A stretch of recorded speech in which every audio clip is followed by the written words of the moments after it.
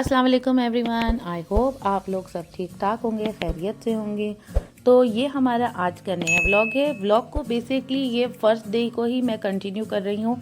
जैसे कि मैंने आपको दिखाया था, हम मौलाना साहब की मज़ार की हाज़िरी के अंदर गए थे और वहाँ पर हमने काफ़ी दुआएं की, काफ़ी मुक़द्दस चीज़ें देखी, कुरान पाक वगैरह हर चीज़ देखी। तो यहाँ पर मैंने आपको जैसे पिछली वीडियो में बताया कि बहुत ज़्यादा रश था क्योंकि ईद का वीकेंड था, तो बहुत लोग थे और बहुत मज़ा आ रहा था। आई मीन और वेदर बहुत अच्छा था। कुन्या जो है ना वो ठंडा ही रहता है, पता नहीं क्यों वहाँ पर ना आपको ना यहाँ इस्तांबुल से ज़्यादा ही ठंड मिलेगी। तो ये उन्होंने ना मज़ार के बाहर इस तरह से रूम्स बनाए हुए थे जिसमें उन्होंने स्टैचूज़ बनाए हुए थे उस ज़माने के लोगों की, उनकी एक्टिविटीज़ और उनके बारे में। तो यहाँ पे आपने देखा था मुतफ़क लिखा था किचन, तो किचन को टर्किश में मुतफ़क कहते हैं। और यहाँ पर दिखाया था कि उस ज़माने में मौलाना साहब के साथ, जो मौलाना जलालुद्दीन रूमी के साथ जो लोग होते थे वो इस तरह से बैठते थे। एक खादिम खड़ा रहता था, यहाँ पे थोड़ा सा जिक्र कर रहे हैं, उनके साथ दो खादिम खड़े रहते थे।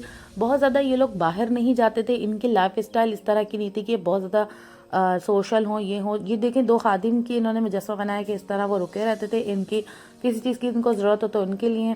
यहाँ पर ये जो आदमी है आप देख रहे हैं, एक मुजस्समा है जिसमें वो बैग लेके खड़ा है, ये बाजारची है, यानी ये बाजार जाता है, बाजार सामान लाता है और वो जो खड़े में वो खाना बनाते। इन सब खादमा को, यानी इन खादिमों को जलेबी कहा जाता है। तुर्किश ज़बान में दरवेशों की खिदमत करने वालों को जलेबी कहा जाता है। बज़ाते खुद ये बेहद मजहबी लोग होते हैं। इनका दुनिया से और दुनियावी कामों से कोई लेना देना नहीं होता, इसलिए ये बाहर भी नहीं जाते। एक बंदा मखसूस है जो कि बाजार जा रहा है, बाकी लोग ज़्यादातर ज़िक्र इलाही में और अल्लाह के ज़िक्र में अपना वक्त सर्फ करते हैं। आगे मैं आपको इतनी ज़बरदस्त चीज़ें दिखाऊंगी इस वीडियो में नहीं, अपकमिंग वीडियोस में, कि आप देख के हैरान हो जाएंगे कि किस तरीके से ये लोग इबादत करते थे। तो खैर ये एक और रूम था, यहाँ पर दिखा रहे हैं कि इस तरह की इनकी बैठक हुआ करती थी। हर वक्त ये ज़िक्र इलाही में मसरूफ़ होते थे। तो इतने नेचुरल मुजस्मे थे, ऐसा लग रहा था कोई सामने ही खड़ा हुआ है। और इनके साथ एक खादिम मौजूद होता है, किसी चीज़ की हाजत हो, ज़रूरत हो तो उसके लिए, उनकी हेल्प करने के लिए।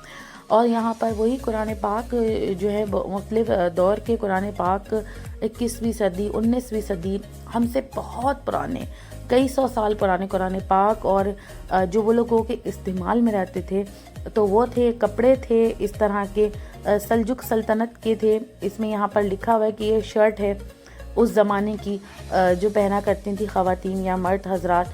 अच्छा, यहाँ पर आप देखें, इतना ये नेचुरल लग रहा था। आप जब भी कुनिया जाना हो आप लोग ज़रूर जाइएगा, तो आप देखेंगे ऐसा लग रहा था ये जो भी बैठे हुए बुजुर्ग हैं अभी उठ जाएंगे।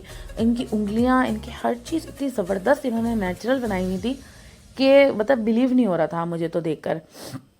और बहुत ज़बरदस्त निज़ाम था, सिस्टम था, हर चीज़ ग्लास के अंदर प्रोटेक्टेड थी। आई मीन टर्किश लोगों को ना बहुत सलीका और तरीका है चीज़ों को प्रिजर्व करने का। इस मामले में ये लोग बहुत आगे हैं। तो अब आपको जो नया दूसरे रूम में हम आए हैं, तो यहाँ पर इनके जो घर की अशिया लार, यानी चीज़ें वगैरह होती हैं, वो थी। अच्छा, यहाँ पर पता नहीं क्या ट्रेडिशन था, लोग सिक्के डाल रहे थे इसमें, तो हमने तो नहीं डाला। ये मन्नत मांगते हैं, क्या होता है आई डोंट नो। तो उसके काफ़ी कॉइन्स आप देख सकते हैं लोगों ने डाले में, 1 लीरा इधर इधर इधर।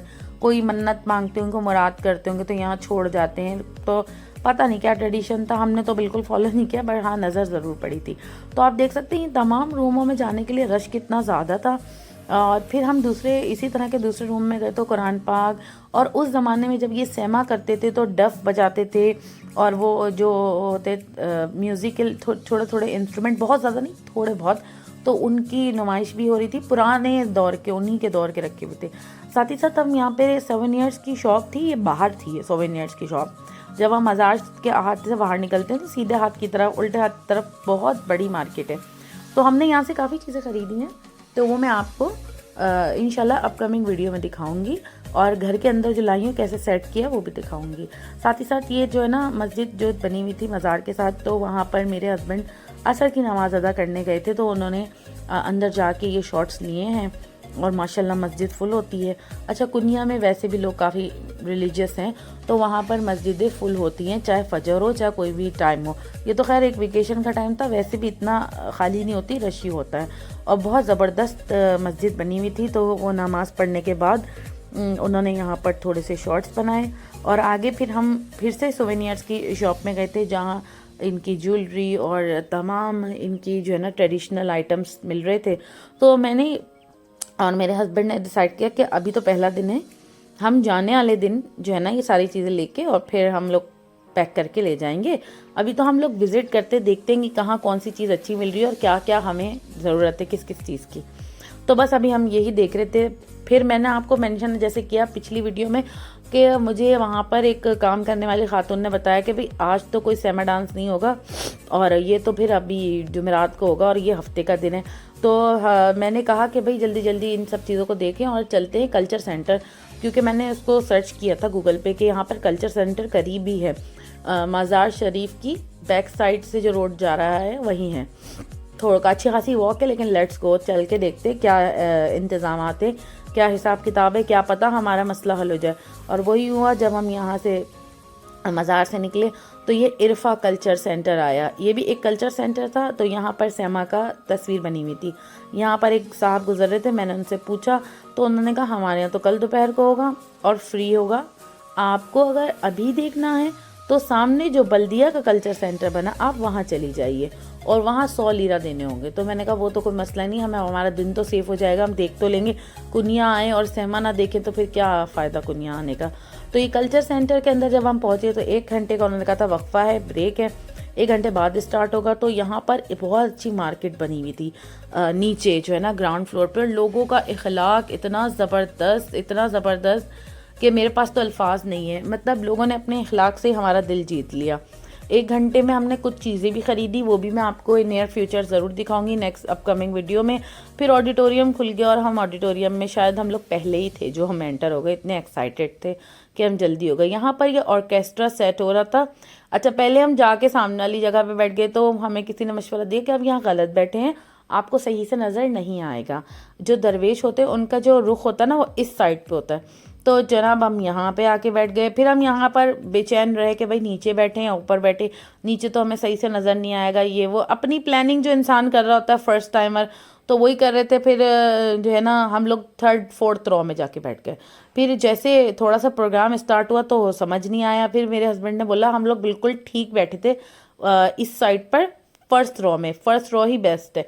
तो वापस अल्लाह का करम हुआ, कोई बैठा हुआ नहीं था तो हम 1st रो में आ गए। और आप बिलीव नहीं करेंगे, आगे आप सहमा देखेंगे तो बिल्कुल हमारी आंखों के सामने सारी चीज़ हो रही थी और बहुत अच्छी सीट हमें मिली थी। हमने बहुत अच्छी तरह से इसको बहुत अच्छी तरह से एंजॉय किया।